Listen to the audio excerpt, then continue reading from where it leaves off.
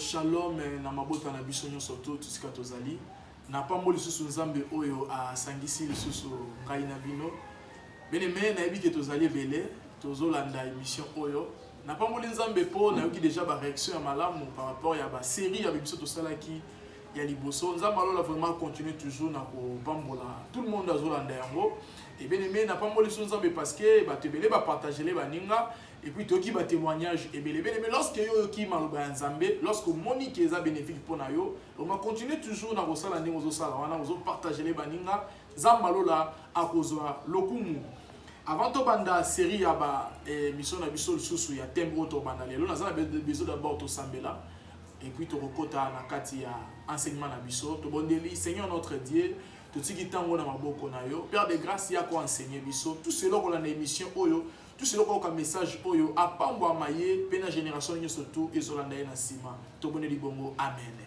Beneme eza yanga bino mosali ya Nzambe berger Dani moko ya basali ya Nzambe ya église de la fraternité chrétienne ezali na lemba na avenue Kombwe numéro 10 wana ezali bisika oyo ko trouver ngai mais pona contact na ngai tant to kokoma na émission na suka na kopesa yango et puis on a besoin na ngai komeli nga na plateforme nyo surtout komeli nga na WhatsApp nazali soko linga na Facebook pe nazali obeti kaka kombo Dani Kasanda retrouver ngai et nzamba lola wana kozanga te ko assister pe ko pambola yo bisika ozali série na biso ya enseignement tozo banda mokola lelo ezali intitulé soyons prudents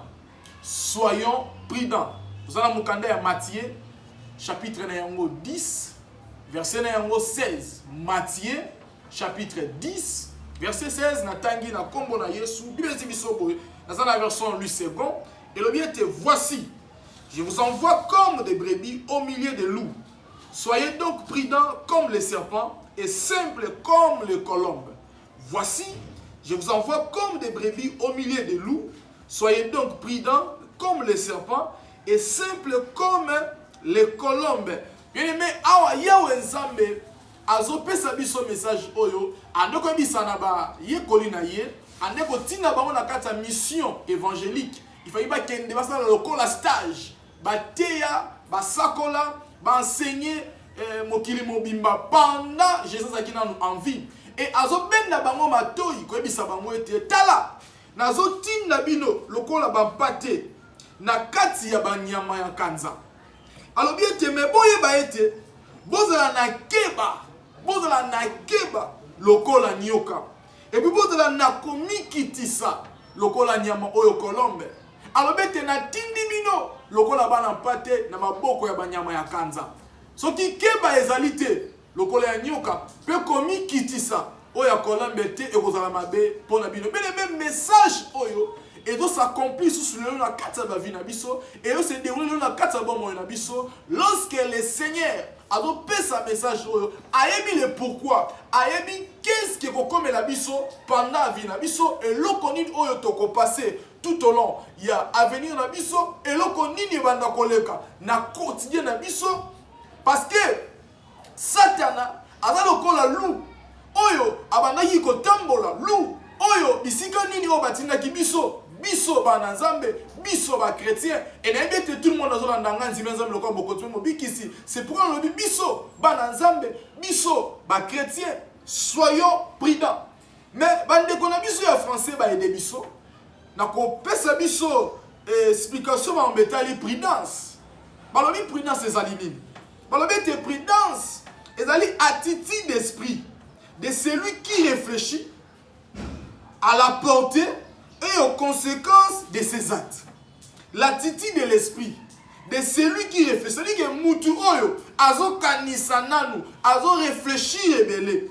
Par rapport, ya mabo ya kosala, conséquences na yango, et kozala ndenge nini. To monene portée à conséquences na yango, et kozala comment. Azali moutou ali prudent. Est-ce que bien aimé moi dans Zambé, on réfléchit ça pour poser ba acte?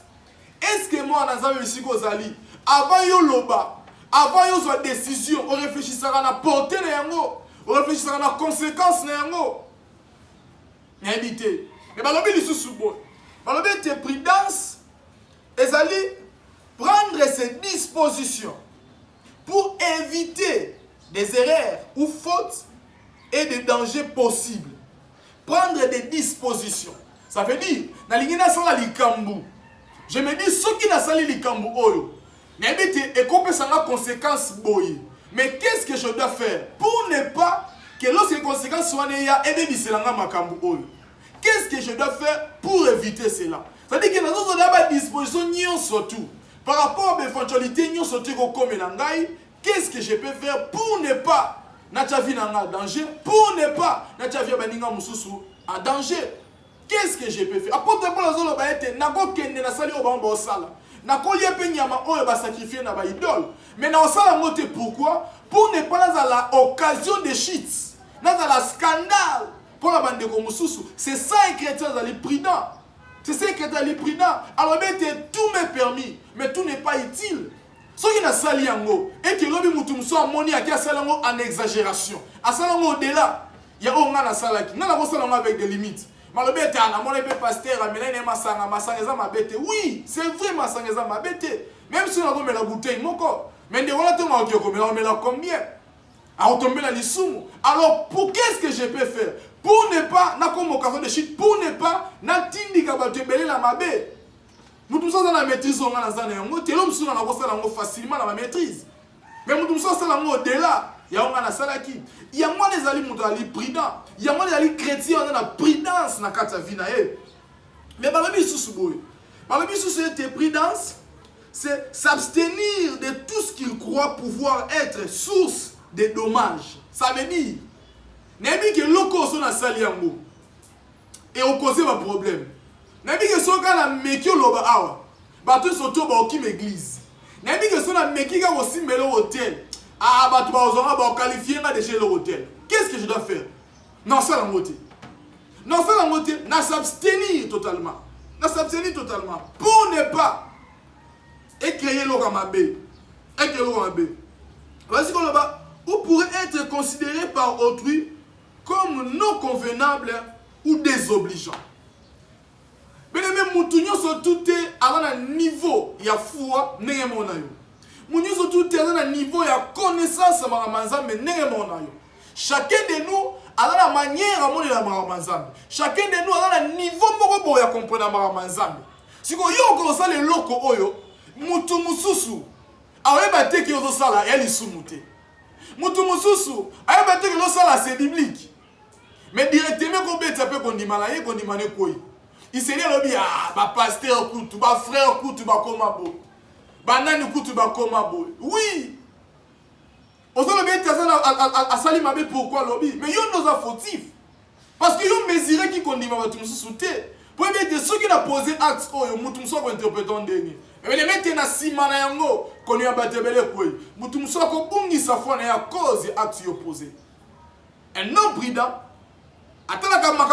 Surtout, lorsqu'il s'agit à passer à l'action, il s'est dit, et l'okoni ne comme la action. Et l'okoni moki ne comme la action. Et l'okoni ni nzamba comme la action. Et l'okoni ni même baliki nanga ba la action. L'okoni ni même ba nanga ba la action. Mosala nzambe mo akufeli mwasi. Et l'équipe après 6 mois, lorsque moi c'est à Koufi, mosala nzambe ana ki abali. Lorsqu'il y a un scandale dans la famille, moi si je suis à mingi, comment est-ce qu'il y a un scandale? Et ça a bon monté, il faut faire un 2 ans. Et bien, tu as bon on a chrétien à 4. Mais moi ça nzambe mi le beli ma beli no nga ça devant nzambe. Tu le bete oui, on a raison ça li ma be moroté parce qu'il est autorisé. Attends moi ça kufi lelo, lobi okobala na c'est pas un problème. Mais les maladies tout le monde à un niveau na yote ozaleli. Il faut que vous fassiez sa famille expliquer bango. Pour ne pas scandale dans la famille, il faut que vous sachiez où est vie privée dans la boïté. Mais bien quand on a Nzambe, vous allez mwinda, on va appeler ici du Corée en Ngomba. Zamba Zalokumu. Mais sans plus tarder, pendant le long, tu as seulement introduction, tu as introduit juste ces sujets dans biso, et puis tu as balayé quelques points où tu as balayé déjà. Tu as créé un problème, tu as dérangé le pays. Mais il y a des gens qui ont été mais pour la point de vue, tu as d'abord prudence face à l'homme lui-même. Motoye moko. Motoye moko peut occasion de shit pour la yemoko.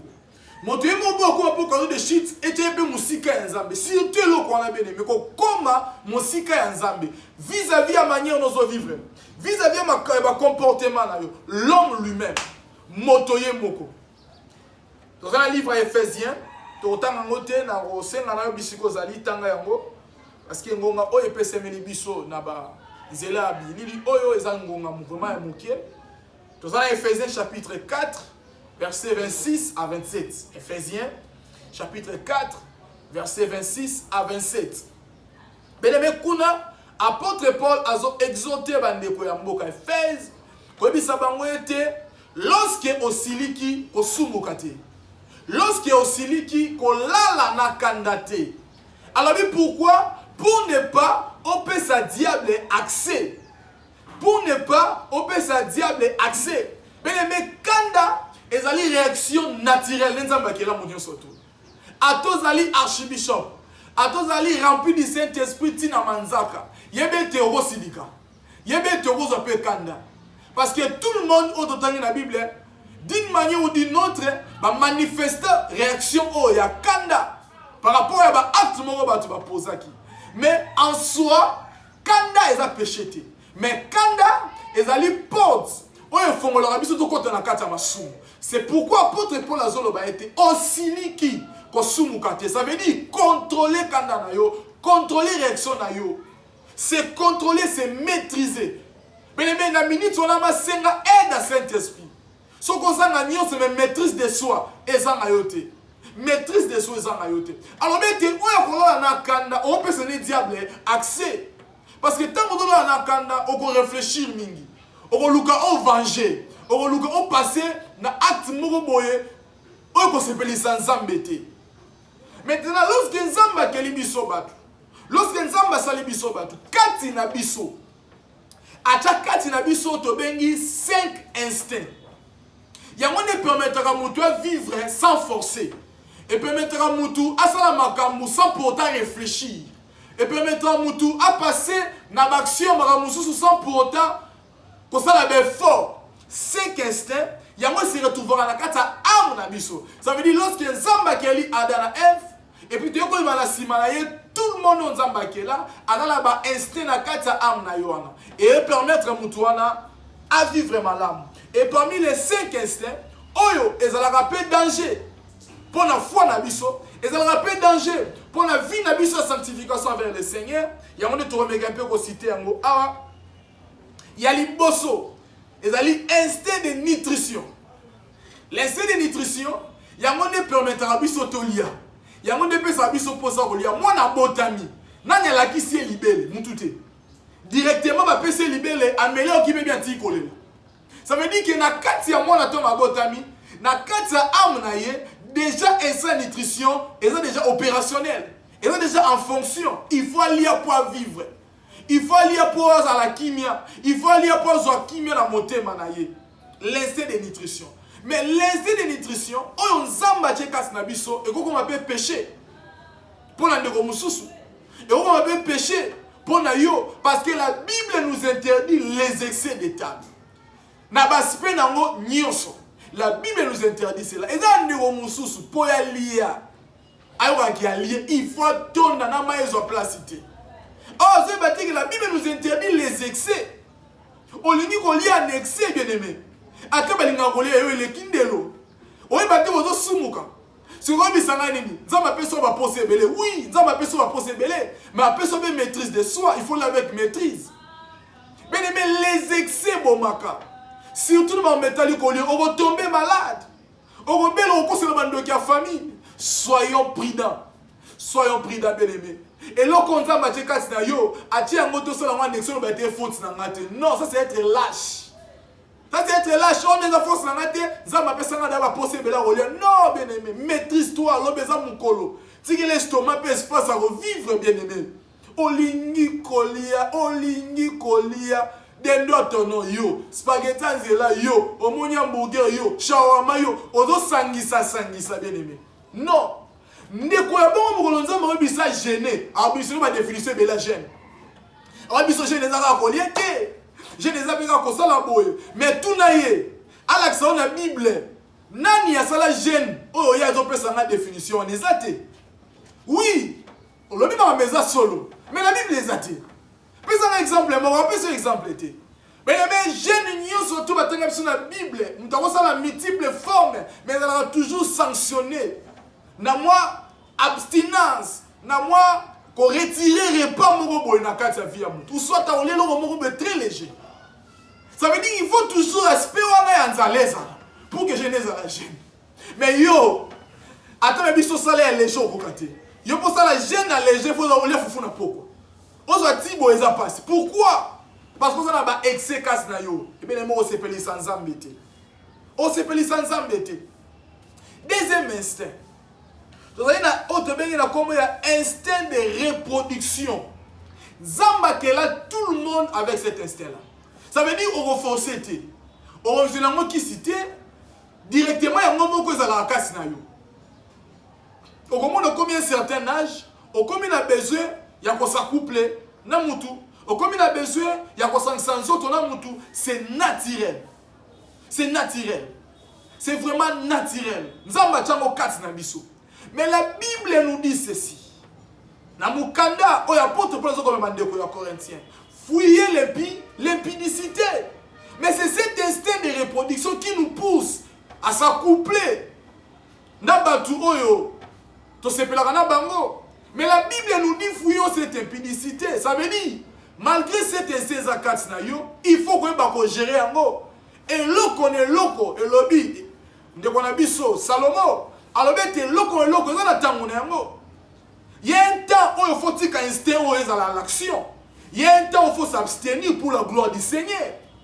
Pour la gloire du Seigneur. Au début, ça n'a pas bon, il faut que pour ça, mais les mêmes gens qui il y a un cadre que j'ai choisi pour que yo passe maintenant à l'action. Pour que cet instinct est comme maintenant la place dans yango. Bien aimé, s'abstenir contre l'impudicité. S'abstenir contre l'impudicité. Ceux qui ont combattre là, comme ils battent là, c'est aide à Saint-Esprit. Le Saint-Esprit vient à l'aide de nos faiblesses. Ceux qui instinct de reproduction. Et les faiblesses, ils sont toujours dans le cobo. Dans la vie impudicité, dans l'adultère. Bien aimé, c'est aide à Saint-Esprit. Le Saint-Esprit va t'aider. Ce n'est pas impossible, c'est possible, bien aimé. Le mal avec nous, nous ne prions pas. Le mal avec nous, tu as le Saint-Esprit à côté. Tu peux savoir quand tu as posé la casse dans le bien aimé, et comme on a fait les mêmes pourcentages de casse dans le on a fait non seulement il fait le maladie, bien aimé. Il n'y a pas que corona dans ce monde. Il n'y a pas que sida dans ce monde. On recouvre la infection. On recouvre la syphilis, bien aimé. À cause de Yakobo. À cause de Yakobo. On recouvre même aux organes pour savoir la tête. Pourquoi le nom a chégué bazébélé? Pourquoi le monde a besoin avec ma pitié de soi, avec ma souci, parce que les parents préparés pour un été. Soyons prudents, bien-aimés. Soyons prudents. Je dis bien bientôt, bien-aimés. On peut sa faute et pas en disant, malobête, va se maîtriser, il va l'écrire dans l'île. C'est un aide à Saint-Esprit. Troisième instinct. Nous allons te bénir l'instinct d'acquisition. L'instinct d'acquisition, c'est cet instinct qui nous permet, qui nous pousse à avoir besoin de quelque chose ou d'obtenir quelque chose. Qu'on soit là comme morobol, qu'on n'a pas acquérir là comme morobol, qu'on luka mbongo, qu'on soit mbongo, qu'on bon en la vie. C'est cet instinct. Il y a un baguette que l'homme a la ligne internelle insatisfait. Pourquoi? Parce qu'il y a cet instinct en lui. Où il poussera toujours à avoir quelque chose, à bénéficier quelque chose. À $100, à combien on a besoin $200, à combien on a besoin $300, pourquoi pas $1000, pourquoi pas 10 millions, pourquoi pas des milliards. C'est comme ça. Il y a des milliardaires chaque année, quand ça va toujours. Mais à combien des hommes parce qu'en lui, il y a cet instinct où les autres travaillent casse naïe. Mais le mal, c'est quoi? L'autre instinct, quand il y a mutu, et comme à un moment donné, nous avons manifesté comme égoïsme. Ça veut dire aligner azwa, mais mutu musu azwate. Aligner azwa kaka azwa. Donc mutu musu est allé, même mutu asengié, moi je peux ses alités. Oui, et ça me dit que c'est casse naïo. Mais la manière dont on utilise ça, ça devient mener un péché. Ça devient un péché. Égoïste au côté de la terre. Égoïste, c'est un peu pas moulé. Donc vous êtes égoïste, mais comme il y a avarisme. akomi ko épargner en excès azu abombi mais ye moko kuta la ta vie na été donc mieux voya épargner kaka ataka pembeni a réserver pembeni a bomba yango pembeni mais azotela te avenir des années na mona ne muso kufa nzala mana mbongo ana mbongo alite beba bana mbongo naza besoin nzamba kango la bande la biso sobaza na vie ya mbongo nzamba délivrer bino ozana mbongo dépenser yango ozana mbongo lié yango ozana mbongo pesa nzambe les mal menés comme en attendant ko pesa nzambe parce que muto yo instinct ils ont dérangé azo ko maîtriser instinct d'acquisition te ne ko bonga kabela sous nzambe. C'est pourquoi belé ba le kana ba te bi bazo bete ko pesa 10 mais biblique. C'est pourquoi bazo te ko pesa offrande des biblique. Oh, atopesi shege, atopesi muzonazelezo pesi nzambe. Landele malamu, shege ni da pesa mbo. Ata no felina te. Malobagi pesa shege. Beneme pieba ko pesa nzambe. Yeba ko pesa nzambe. Sinon te. Ah. Oza tota pona yo. Quatrième instinct. L'autre bengi na instinct de conservation. Instinct de conservation. Lorsque nzamba keli mutu, ebisi mutu ba protéger jardin. Bah sécuriser le jardin. Au-delà de dominer le jardin, il fallait pas protéger le jardin. Bah conserver le jardin. Mais c'est cet instinct qui pousse l'homme à être seul. C'est cet instinct qui pousse l'homme à être isolé avec les autres. C'est cet instinct qui pousse l'homme à ne pas partager avec les autres, à ne pas communier avec les autres. C'est cet instinct. C'est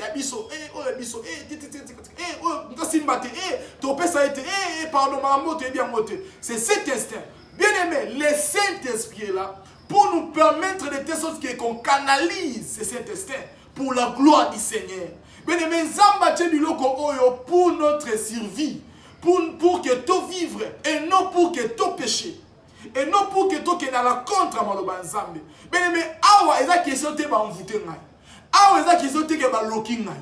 Ah, ils ont qui sont que ba selena makite ya quartier to ya venité. Ah, ils ont biloko nzamba cha kati na biso to kelama na yango. Olinga te, il y a ces instincts en toi. Il y a ces instincts en nous. Ils ont travaillé. Mais c'est question qui est pas la biso, to c'est la aide à Saint-Esprit.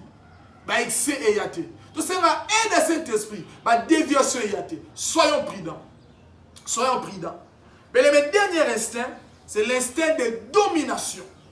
De domination. Dieu a créé l'homme. Ainsi, Moutou, on peut dominer sur les animaux, on peut dominer sur ceci, on peut dominer sur cela. Mais nulle part, on ici, Moutou a dominé sur l'autre. C'est comme Ninga Moussou. Namoni bisika Moutou a ici, Moutou dominer sur Moutou. Mais ça va permettre Moutou à diriger Moutou Moussou. Et c'est différent de dominer, mais tout ça va en mais bien aimé, c'est cet instinct de domination. On est comme il sera battu dictateur. On est comme il sera battu orgueilleux. On est comme il sera battu s'imposer partout. Pourquoi? Parce que on bien Nzamba kelanga bongo. Oui, Nzamba kelio bongo. Mais le Saint-Esprit est là pour nous aider, pour ne pas te pécher, pour ne pas te pécher, pour ne pas te pécher, bien aimé. Mais ils ont tombé toujours dans ma soum à cause. Il y a bien instinct les autres avec Katsnayo. Ils ont tombé toujours dans le péché. À cause de se laisser faire. Bien aimé, soyons prudents. Soyons prudents. N'ayez te beli là-bas dans Nzambe bolandi ngai. Olobe teza faute na yo te. Oloba ke teza nature na yo. Oui, bien aimé. Nabo teza nature na yo. Mais c'est pas un problème. Mais là, tu as par rapport à la nature na bisoté. Tu as par rapport à la nature à Christ. Ça veut dire qu'il faut tout ça là fort. Tu as la nature na biso. Tu admirer, tu envier, tu imiter la nature de Christ. Afin que tu côté Lola, c'est pas un problème mais c'est possible de changer. Apôtre Paul Azoloba, je traite durement mon corps. Ça veut dire, je traite durement ma nature pour qu'elle se conforme à qui apôtre Paul. Mais dans la conforme avec Christ, dans la identique avec Christ, dans la comme Christ. Mais les méchants comme Christ, ce n'est pas important, mais dans chrétien, mais dans croyant dans Ronzima. Mais pour qu'il y ait un chrétien, il faut refléter l'image de Christ. Il faut être comme Christ, bien aimé. Ses instincts, jusqu'à ce que nous on aura toujours quatre nabisso. Mais pour celui, on va se laisser emporter avec ses instincts. Alors, ben, tes fautes na ngaite. Oui, bien aimé. Tu retournes dans l'if et le nalola. So, il y a des fautes na yo, tu fautes na yo te. Nzamba lola, asungandeko oyo, ala ninga pona émission alelo. Bien aimé, to komina suka. Napesi au merci aux Okita na yo Rolanda ngai. Napesi au merci vraiment au Chaki Megabyte na yo pour landa émission Oyo. Nazo rappelé que nazali moko ya basala nzambe ya église de la fraternité chrétienne et ça na lemba précisément na venu Kombo numéro 10. Bene mozala bezo konta na contact na ngai numéro na ngai zali 081 0428 081. On a répété 081 0428 081. Tobone poto clôturer. Saint-Esprit viens nous aider. Saint-Esprit sungande kwa la ningai, sungande kwa zo kokate ko tika masumu par rapport à l'instinct, par rapport à nature humaine aux déranger. Et des biso to ça la conforme na yo, et des biso to ça la parfait, et des biso to kokana yo. Moli mo santu ça li sunu na biso tango nyonso. J'ai ainsi prié au nom de Jésus. Amen. Zambe apambola biso.